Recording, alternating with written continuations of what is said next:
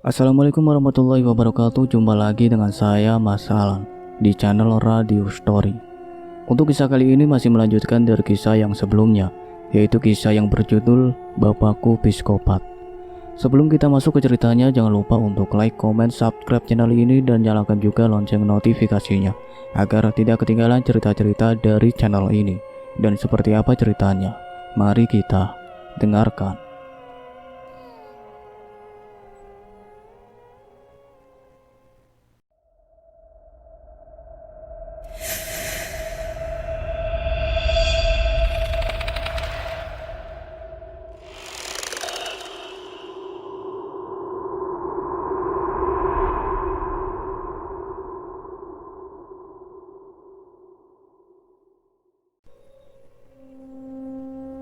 Pak Dayat terus saja memukuli wajah Parmin hingga babak belur. Ia tak terima anaknya dituduh mencuri dan dirinya difitnah. Ia benar-benar keram saat mengingat kejadian 2 minggu yang lalu. "Hentikan, bajingan kamu Dayat!" umbat Parmin sambil meludahi wajah Dayat. "Dengar baik-baik Dayat, yang aku bilang benar adanya. Raffi yang mencuri makanan di atas meja itu, bukan kucing yang memakannya. Kamu gak mendidik anakmu dengan baik, maka dari itu berhenti memukuliku dan biarkan Dini aku adopsi untuk mengurangi bebanmu. Dasar, kamu gak mampu memberi anakmu makan hingga anakmu mencuri. Goblok kamu Dayat!" umbat juragan Parmin panjang lebar. "Cukup Parmin, jangan menuduh anakku seperti itu lagi. Kamu memang gak tahu menghargai, mentang-mentang kamu terpandang di desa ini. Dengar baik-baik juragan, aku mendidik kedua anakku dengan baik, penuh iman dan takwa. Mereka semua taat, namun gak denganku. Ketaatanku udah hancur setelah kamu menghinaku dan memfitnahku." Hardik Pak Dayat kemudian ia menendang dada juragan Parmin yang kaki dan tangannya masih terikat itu. Pak Dayat pun mendekati Parmin kembali dan memegang golok. Ia mencongkel biji mata Parmin dengan goloknya. "Ah, bajingan kamu Dayat!" teriak Parmin. Bersama dengan itu bola mata Parmin pun telah terlepas, sehingga kedua bola mata Parmin berhasil ia congkil. Pak Dayat pun tertawa berbahak-bahak melihat Parmin yang tanpa mata itu berteriak kencang. Teriakannya menggema di gudang penggiling daging itu. "Kurang ajar kamu Dayat, aku akan habisi kamu, lepasin aku. Kalau kamu benar-benar jantan, jangan curang kamu," umbat juragan Parmin dengan mata yang telah terlepas itu hingga membuat darah mengalir dari matanya itu. "Hei Parmin, dengar aku. Nyawamu aja udah terancam, gak usah ngancam balik lah. Lebih baik kamu berdoa aja agar malaikat maut segera datang menjemputmu dan mengakhiri segala penderitaanmu," bentak Pak Dayat. Malam pun semakin larut. Pak Dayat pun pergi dari tempat penggilingan daging itu, kembali pulang ke rumahnya dengan membawa daging Parmin yang telah digilingnya itu. Ia berjalan di semak belukar yang tinggi menjulang itu. Cahaya rembulan malam yang remang-remang itu dapat membantu penglihatannya, sehingga ia tak menghidupkan senternya. Ia pun terus berjalan hingga sampai ke perbatasan desanya dan desa sebelah. Akhirnya sampai juga. Aku harus cepat mengolah daging ini, gak boleh disimpan sampai besok," ucap Pak Dayat berjalan melangkah ke rumahnya yang sudah terlihat dari kejauhan itu. Ia pun cepat berjalan kemudian masuk ke dalam rumahnya. Lalu ia mulai membuat daging itu, menjadikannya bakso urat dan bakso bakar, dan juga dibuat sosis. Sesaat kemudian Pak Dayat terdiam memandang banyaknya daging itu. Kemudian terlintas di pikirannya akan memasak semua itu, dan ia bagikan pada tetangga besok pagi dengan rupa-rupa olahan daging. "Oh iya, aku akan membagikan olahan daging ini besok pagi untuk orang-orang yang sok kaya itu," ucap Pak Dayat sambil tersenyum sinis. Kemudian ia pun mengolah daging itu. Pak Dayat terus saja mengolah daging itu dengan macam-macam aneka olahan daging itu. Tulangnya ia buat menjadi sup, dan daging yang telah digiling itu ia jadikan bakso urat, bakso bakar, dan sosis. Pak Dayat membaca tutorial membuat sosis dari buku majalahnya. Kemudian ia pun mengikuti cara itu hingga sosisnya jadi. Ia pun tersenyum puas. Gampang juga ternyata membuat sosis. Tenang saja wahai orang sok-sok kaya dan memfitnahku. Besok aku akan mengantarkan kalian makanan spesial. Semoga saja setelah aku antarkan ini kalian gak menghinaku lagi, ucap Pak Dayat. Kemudian mulai memasak itu. Sesekali ia bersenandung lirih. Dengan penuh semangat wajahnya malam itu tambah bahagia. Sementara di kediaman juragan Parmin, Bu Triani istri Parmin itu mondar-mandir mencari suaminya. Namun ia tak menemukan Parmin suaminya itu. Ibu Triani istri juragan Parmin pun mondar-mandir, kemudian ia melangkah keluar rumah. Ia kaget dan shock saat melihat satpam penjaganya tergeletak di depan pagar mewah rumahnya itu. "Hei, bangun! Kalian kok malah tiduran di sini sih? Ya Allah, kalian kenapa?" Pakik Bu Triani istri juragan Parmin. "Loh, kok ndak bangun-bangun sih? Iki gimana loh?" ucap Triani panik melihat satpam itu tak kunjung bangun. "Botina, Bo, sini Bo!" teriak Ibu Triani pada Botina, asisten rumah tangganya yang bekerja puluhan tahun di rumahnya itu. Kemudian Botina pun berlari tergesa-gesa dari dalam rumahnya itu. "Ada apa, Bu?" ucap Botina. "Tolong Pak Rudi sama Pak Rohit." "Kenapa ya, Mbok? Kok tiduran di sini? Nggak mau bangun?" ucap Triani. Kemudian Botina melihat dua satpam itu. "Astagfirullah, mereka pingsan, Bu," ucap Botina. "Loh, kok bisa, Mbok?" pakik Triani. "Nggak tahu. Tunggu, Mbok ambil balsem dulu. Nanti kalau mereka sadar kita tanyakan langsung ke orangnya, Bu," ucap Botina. Kemudian berlari masuk ke dalam rumah mencari balsem, lalu ia kembali lagi. Setelah Botina menaruh balsem, kedua satpam itu pun sadar, lalu memegangi kepala mereka yang terasa pusing. Satpam itu pun menatap Ibu Triani dan Botina. "Ada apa ini, Bu?" ucap salah satu satpam yang bernama Rohiti itu. "Kalian kenapa? Kok pingsan di sini? Kenapa bisa pingsan? Kalian lihat nggak juragan Parmin?" tanya Botina. Kemudian kedua satpam itu pun bangkit berdiri sembari memegangi kepalanya. "Ah, kami pingsan," ucap Pak Rudi kebingungan. "Iya, kalian pingsan. Apa kalian melihat juragan Parmin?" tanya Botina lagi. "Kami nggak melihat juragan Parmin. Dari tadi kami hanya di sini berjaga. Namun tiba-tiba kami jatuh semuanya menjadi gelap dan kami nggak ingat apa-apa lagi," jelas Pak Rudi yang diangguki Pak Rohit.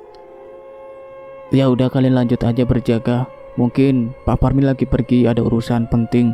Mbok, ayo masuk aja," ucap Triani sambil mengajak pembantunya masuk ke dalam rumah. Sementara di desa sebelah di rumah Naima, tampak Raffi dan Tini telah terlelap tidur. Tiba-tiba Raffi pun terbangun, perasaannya tidak enak sejak bapaknya menyuruhnya menginap di rumah Naima.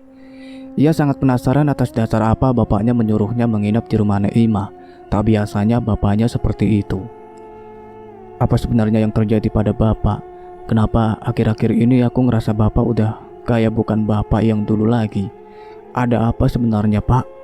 Batin Raffi yang terbangun duduk bersandar di ranjangnya itu.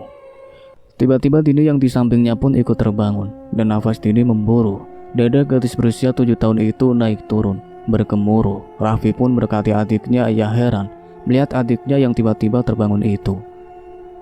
"Bang, Dini takut, Bang," ucap Dini terisak. "Takut kenapa, Dek? Adik kenapa nangis kok tiba-tiba terbangun gitu?" ucap Raffi memeluk adiknya itu. "Dini mimpi tentang bapak, Bang," ucap Dini. "Emang adik mimpi gimana tentang bapak?" tanya Raffi pada adiknya.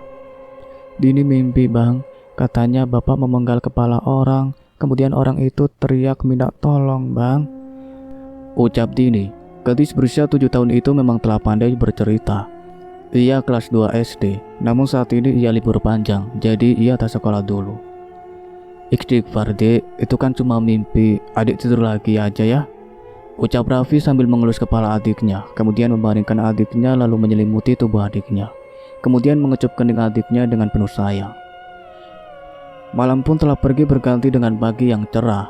Di kediaman Pak Dayat, ia pun telah menyiapkan semua olahan daging siap untuk ia bagikan pada tetangganya. Pertama-tama ia bagikan kepada Triani istri juragan Parmin, yang suaminya ia bantai semalam. "Assalamualaikum, Bu Triani," teriak Pak Dayat sambil mengetuk pintu. Ibu Triani istri juragan Parmin pun keluar dan membukakan pintu. "Waalaikumsalam. Pak Dayat, mari masuk, Pak," ucap Triani dengan senyum ramah. Ia dan suaminya juragan Parmin memang berbeda. Ibu Triani sangatlah rendah hati dan suka membantu warga yang kesusahan, namun tidak dengan juragan Parmin yang sering menghina rakyat miskin dan memerintah seenaknya saja. Bahkan ia lebih berkuasa di desa itu dibanding Pak Kades yang ada di desa itu. "Ada apa, Pak?" ucap Bu Triani pada Pak Dayat. "Gak apa-apa, Bu, gak usah masuk, aku di sini aja. Ini aku bawain Ibu sosis sama bakso urat itu, pemberian dari bos aku dari kampung sebelah, Bu," terlalu banyak, jadi aku berniat membagikan kepada tetangga aja. Mumpung Raffi dan Dini juga lagi nggak ada di rumah, mereka ke rumah neneknya di desa sebelah, ucap Pak Dayat dengan sopan. Wah, terima kasih banyak loh Pak Dayat. Repot-repot nganterin sosis sama bakso ini. Udah lama loh aku nggak makan bakso, soalnya nggak diizini sama Pak Parmin, buang-buang duit katanya, ucap Ibu Triani istri Parmin itu. Sama-sama Bu, kalau begitu aku pamit dulu Bu, monggo, ucap Pak Dayat dengan sedikit membungkuk sebagai tanda hormat. Iya Pak, jawab Triani sambil tersenyum lebar. Namun baru saja Pak Dayat sampai di halaman rumah megah itu, tiba-tiba Triani berteriak memanggil Pak Dayat. Pak Dayat, tunggu dulu Pak. Teriak Ibu Triani memanggil Pak Dayat hingga membuat Pak Dayat berhenti. Iya Bu, ada apa? Tanya Pak Dayat dengan suara lembut yang ia buat-buat itu untuk menutupi kegugupannya. Anu Pak Dayat lihat suami aku nggak? Apa Pak Dayat lihat di mana Pak Parmin? Tanya Ibu Triani. Maaf Bu, aku nggak lihat juragan Parmin dari kemarin. Emang kenapa Bu? Pak Parmin kemana emang? Tanya Pak Dayat kepada Bu Triani dengan raut wajah yang pura-pura bingung, seolah tak terjadi apa-apa. Itu loh Pak Parmin dari semalam gak pulang-pulang. Gak mungkin dia ngurus bisnis. Lagian juga Pak Parmin udah pamit pergi kemana-mana. Saat aku keluar kamar, dia udah ndak ada di dapur. Aku pikir dia lagi ngurusin bisnisnya di kabupaten, tapi sampai sekarang ndak ada kabarnya, terang Ibu Triani panjang lebar. Oh gitu ya Bu, aku juga nggak lihat juragan Parmin Bu, tapi nantilah kalau aku ngeliat nanti tak suruh pulang, ucap Pak Dayat biasa saja seolah-olah ia benar-benar tak tahu kemana juragan Parmin pergi. Iya tolong nanti bilangin ya sama Pak Parmin pulang kalau Pak Dayat melihatnya, ucap Ibu Triani lagi. Siap Bu, nanti aku sampaikan. Kalau gitu aku pergi dulu. Assalamualaikum, ucap Dayat tersenyum manis, kemudian ia keluar rumah pergi dari situ. Waalaikumsalam, balas Bu Triani kembali menutup pintu pagarnya. Cari aja sendiri sono suami kamu. Gak usah nyuruh-nyuruh orang, karena sampai ke ujung dunia pun kamu gak akan ketemu, karena suamimu ada di dalam mangkuk yang aku berikan itu. Ucap Pak Dayat tersenyum menyeringai, kemudian ia pun pergi membagikan bakso urat dan sosis itu ke tetangga lainnya lagi. Selesai mengantar sosis dan bakso ke rumah Bu Triani istri juragan Parmin, Pak Dayat pun pergi ke rumah warga lainnya untuk memberikan itu pada warga lainnya. Assalamualaikum Pak RT, ucap Pak Dayat dari luar rumah Pak RT. Waalaikumsalam. Pak Dayat, ada apa Pak? Tanya Pak RT. Gak apa-apa Pak, aku hanya ingin mengantarkan ini Pak RT. Mau gak bakso ini? Ini bakso yang diberikan sama bos aku yang ada di kampung sebelah Pak, ucap Pak Dayat dengan sopan dan tersenyum. Ya udah, boleh aja Pak Dayat, makasih loh Pak, ucap Pak RT meraih plastik kresek hitam itu. Iya Pak, sama-sama, aku pamit dulu ya Pak, jangan lupa dimakan, ucap Pak Dayat, kemudian ia pamit pergi. Sementara di kediaman Ibu Triani mengambil piring dan hendak ingin memakan bakso itu dan sosis yang diberikan Pak Dayat itu. Wah, bakso uratnya banyak sekali, aku kasih ke Mbok Tina dan 2 satpam itu aja sosisnya, baksonya aku makan, kumam Ibu Triani sambil memanggil Mbok Tina membantunya itu. Mbok Tina, Mbok, teriak Ibu Triani. Iya Bu, ada apa? Tanya Mbok Tina. Ini Mbok, bakso yang diberikan Pak Dayat banyak banget, jadi kalian makanlah. 2 porsi itu berikan pada 2 satpam yang jaga di sana ya, ucap Ibu Triani pada pembantunya. Baik Bu, terima kasih, aku pergi dulu, ucap Mbok Tina, kemudian Ibu Triani pun mengangguk dan dia juga memakan bakso itu. Bakso urat itu dengan cepat dilahap oleh Ibu Triani. Namun saat ia hendak mengunyah bakso terakhir itu, ia tampak mengunyah sesuatu dari dalam bakso itu. Kemudian ia mengeluarkan apa yang ia kunyah itu. Loh, kok ada kuku? Tapi ini kuku apa ya? Masa iya ini kuku sapi? Ini kok mirip kuku jempol kaki, ucap Ibu Triani sambil mengamati kuku seperti jempol kaki itu. Seketika selera makan Ibu Triani jadi hilang. Ia pun meminum air sebanyak-banyaknya. Tiba-tiba ia merasakan mual, lalu ia pun ke kamar mandi. Seketika ia langsung memuntahkan semua isi perutnya. Ibu Triani pun terus saja memuntahkan semua isi perutnya sampai membuat kepalanya terasa pusing. Aduh, kok aku tiba-tiba mual? Padahal hanya karena nemu kuku itu tadi. Lirik Ibu Triani, istri Juragan Parmin itu. Setelah itu Ibu Triani pun mandi, kemudian ia pergi keliling kampung untuk mencari keberadaan suaminya yang pergi dari semalam tanpa kabar itu. Setelah Ibu Triani lewat di warung depan kerumunan ibu-ibu tukang gosip yang biasanya nongkrong itu, ia mendengar salah satu ibu-ibu itu mencibir. Kalian sadar gak sih? Semenjak Naina hilang 1 hari yang lalu, Bu Sumi juga udah gak kelihatan lagi loh dari kemarin. Ucap ibu-ibu mencibir dengan bibir yang ia monyongkan, ciri khas orang bergosip. Iya tuh, Ibu Sumi kok udah gak ada lagi. Biasanya kalau pagi seperti ini dia loh yang lebih dulu di sini menyebarkan berita baru. Timbal salah satu ibu-ibu berambut keriting itu. Iya tuh, jangan-jangan Ibu Sumi gak peduli sama anaknya, terus pergi sama selingkuhannya yang lebih kaya lagi. Ya kamu kan tahu sendiri kalau Bu Sumi juga orang kaya. Ladangnya ada seluruh kecamatan ini. Balas ibu-ibu berhijab biru itu. Ibu Triani yang mendengarkan itu pun mematung dan terheran-heran. Pasalnya ia memang tidak pernah saling sapa dengan Bu Sumi. Ibu Triani pun pergi ke warung Bu Julaiha untuk menanyai kabar suaminya itu. Permisi Bu Julaiha, ucap Bu Triani menyapa Ibu Julaiha. Iya Bu Triani, ada apa? Tumben Ibu Triani keluar, biasanya juga di rumah aja, jawab Ibu Julaiha dengan tersenyum ramah. Ibu ngeliat suami aku nggak? Tanya Bu Triani tanpa basa-basi. Oh, Juragan Parmin maksudnya? Tanya Ibu Julaiha. Iya Pak Parmin, dari semalam aku nggak tahu dia kemana. Nggak biasanya dia pergi tanpa pamit begitu Bu, ucap Triani dengan wajah sendu. Aku nggak lihat Bu. Semoga Juragan Parmin cepat pulang ya, mungkin sama temannya atau mengurus bisnisnya, ucap Ibu Julaiha. Setelah keliling desa menanyai suaminya kepada semua warga, Ibu Triani pun pulang dengan raut wajah penuh kecewa karena tak menemukan kabar suaminya. Pak Parmin, kamu di mana sih? Pergi kok nggak pamit? Nggak biasanya kamu kayak gini, jadi nggak enak perasaanku, ucap Ibu Triani. Sementara di teras depan rumah seberang sana tampak Pak Dayat tersenyum puas. Raut wajahnya sangat bahagia. Mampus kamu, cari aja suami kamu. Salah siapa dia gak mampu menjaga ucapannya yang menusuk hatiku hingga hatiku sakit. Tapi ya sudahlah, sekarang udah mati juga kamu Parmin. Rasain kamu. Mulai sekarang aku gak akan membiarkan orang menginjak harga diriku lagi, apalagi anakku. Makanya jadi orang itu harus saling menghargai. Mentang-mentang kamu kaya seenaknya aja ngina orang. Emang aku pernah ngabisin berasmu? Enggak kan? Aku hanya kerja susah payah di ladang demi menghidupi kedua anakku, ucap Pak Dayat berbicara sendiri sambil mengusap jenggotnya itu. Oh iya, aku lupa menyebut Dini dan Raffi. Aku harus ke sana dulu, tapi aku sarapan dulu, gumam Pak Dayat. Setelah itu Pak Dayat pun pergi menuju ke dapur. Dia pun makan bakso daging Parmin yang ia olah semalam itu. Dia melahap bakso itu dengan penuh semangat. Enak banget deh bakso ini. Gak nyangka kalau daging tukang fitnah dan tukang hina itu seenak ini.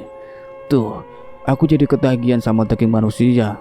Semua ini gara-gara mereka yang suka menghina aku dan menuduh anakku mencuri, gumam Pak Dayat dengan lahapnya memakan bakso itu. Kemudian selesai makan, Pak Dayat pun mengambil seporsi bakso itu dan 4 sosis berukuran besar yang hendak ia bawa ke desa sebelah untuk budenya adik kandung dari ibunya Pak Dayat itu. Ia pun pergi ke desa sebelah menjemput Raffi dan Dini. Sementara di rumah Pak RT mulai melahap bakso itu. Saat ia menggigit bakso itu, ia menggigit sesuatu yang keras. Setelah ia melihat apa yang telah ia gigit, keningnya berkerut. Saat tahu yang dia gigit itu ternyata adalah sebuah cincin berlian. Pak RT pun mengamati cincin berlian yang ia gigit itu dari bakso yang diantarkan oleh Pak Dayat. Cincin ini kok kayak gak asing, kayak sering lihat dipakai orang sini. Tapi aku lupa, ini cincin siapa yo? Dan kenapa ada cincin ini di bakso? Batin Pak RT bertanya-tanya sambil terus menatap cincin itu. Kok bisa ya? Ya udah aku simpan aja dulu cincin ini. Mungkin ini cincin orang menggiling daging saat dia menggiling daging. Bisa saja cincin ini lepas kemudian jatuh dengan campuran daging, batin Pak RT lagi sambil membersihkan cincin itu, kemudian menyimpannya di dalam tasnya yang ada di dalam kamar. Sementara Pak Dayat telah sampai ke desa sebelah. Di rumah budenya itu, yaitu Ima yang sudah sesepuh itu. Namun ia tetap memanggilnya dengan sebutan Bude. "Assalamualaikum Bude," teriak Pak Dayat di depan rumah budenya itu. Beberapa saat kemudian, budenya sudah berada di depan dan membukakan pintu. Budenya tanpa memegang tongkat untuk membantunya berjalan, karena memang sudah sesepuh. "Tole Dayat, mari masuk," ucap Nek Ima. "Makasih Bude, di mana Raffi dan Dini?" tanya Pak Dayat. "Mereka ada di dapur sarapan, masuk aja dulu," ucap Nek Ima. Setelah selesai makan, Raffi dan Dini pun keluar. Ia melihat bapaknya sudah duduk di ruang tamu sana bersama neneknya. "Bapak!" teriak Dini berlari menghampiri bapaknya dan memeluk bapaknya. Kemudian Pak Dayat pun mengelus pucuk kepalanya dan mencium kening anaknya dengan penuh sayang. "Pak, ini apa?" tanya Dini pada bapaknya menunjuk plastik kresek itu. "Oh iya, bapak lupa, ini bakso dan sosis untuk nenekmu."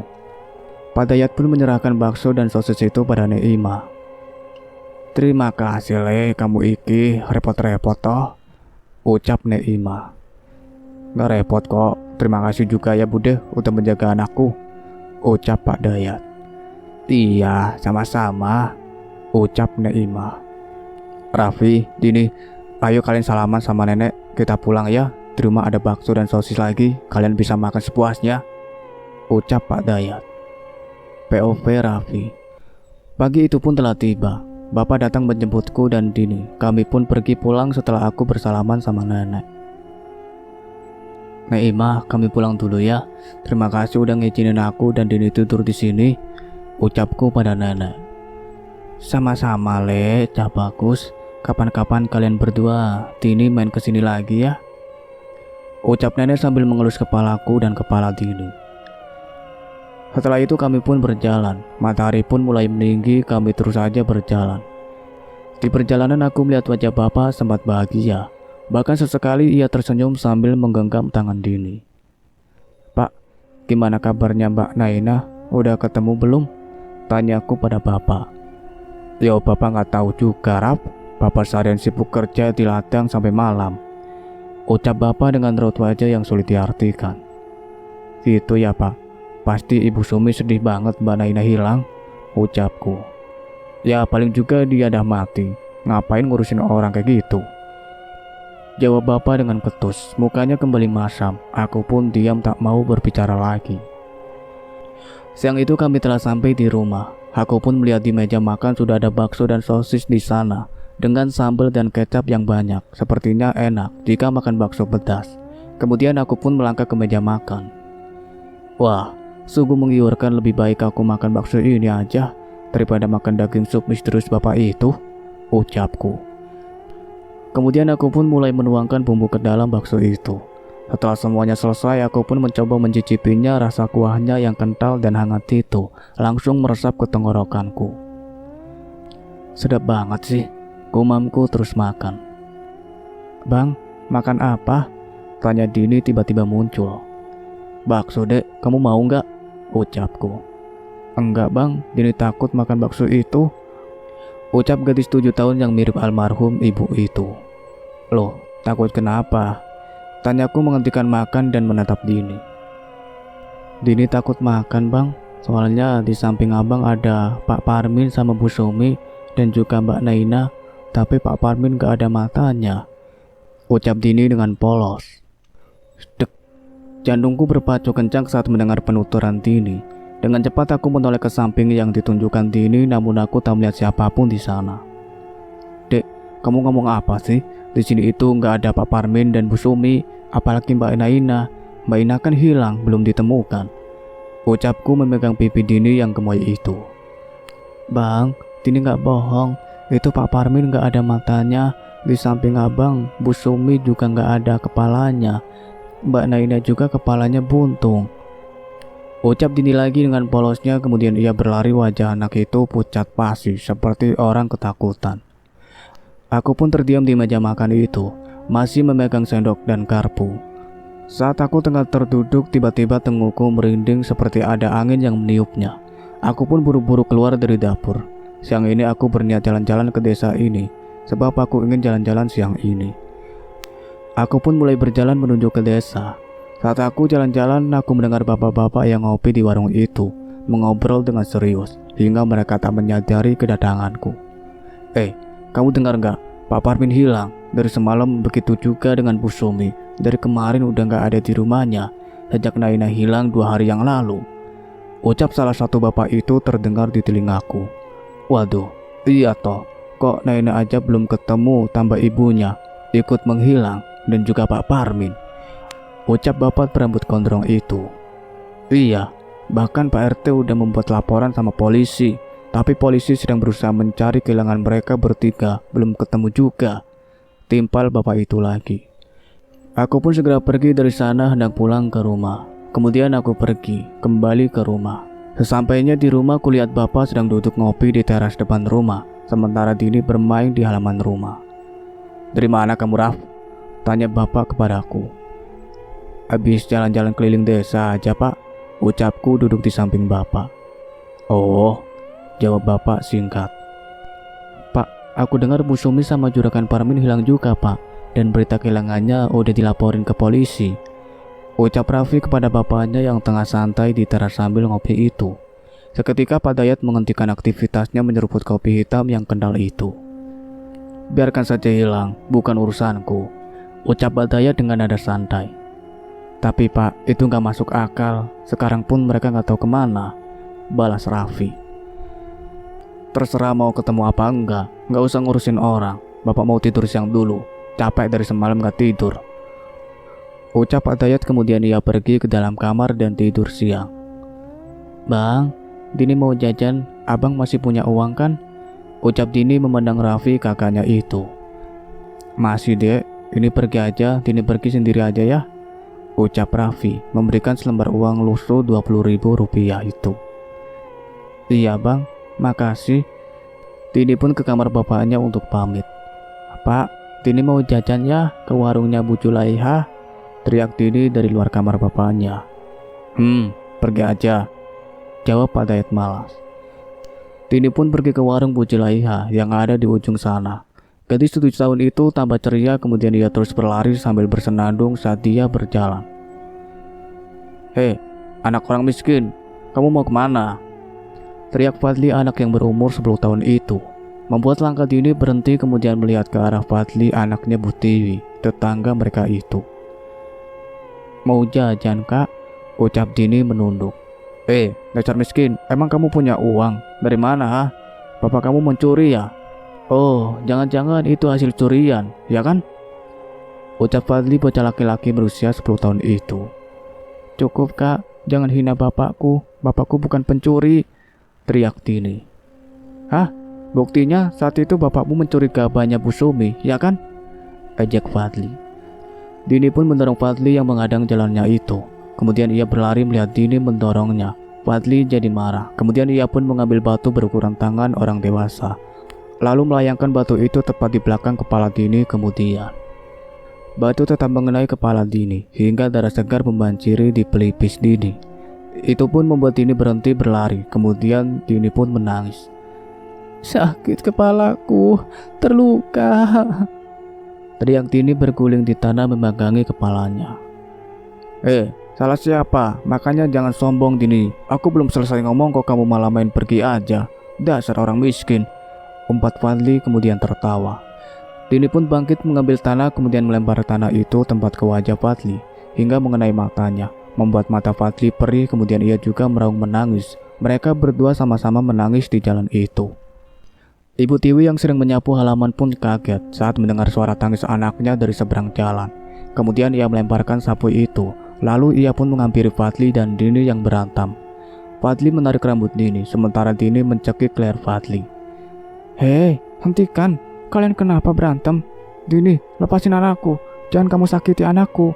Dasar anak wong melarat, teriak Bu Tiwi, ibunya Fadli. Namun kedua bocah itu berteriak keras sambil saling menjambak. Begitupun dengan Dini yang terus mencekik leher Fadli. Ibu Tiwi kehabisan akal melihat dua bocah itu. Teriakan Ibu Tiwi tak dipedulikan dua bocah itu. Kemudian Bu Tiwi melerainya kembali. Ia menarik Fadli dan Dini. Namun saat ia mendekati Dini, tiba-tiba tangan Dini tak sengaja memukul muka Ibu Tiwi. Anak sialan, hentikan. Kena muka aku tahu nggak kamu Dini? Umpat Bu Tiwi. Plak. Bu Tiwi pun menampar wajah Dini hingga membuat Dini melepaskan tangannya dari leher Raffi. Begitupun Raffi melepaskan tangannya dari rambut Dini. Ada apa ini? Kenapa kalian berkelahi ya? Bentak Bu Tiwi melototi Dini dan Fadli.